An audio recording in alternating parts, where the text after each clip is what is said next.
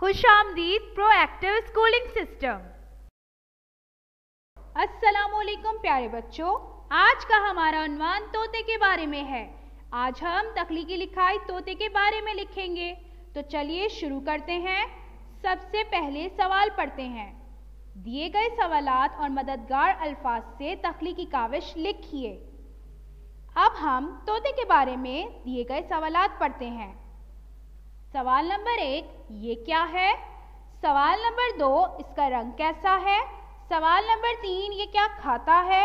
सवाल नंबर 4, इसकी चोंच का रंग क्या है?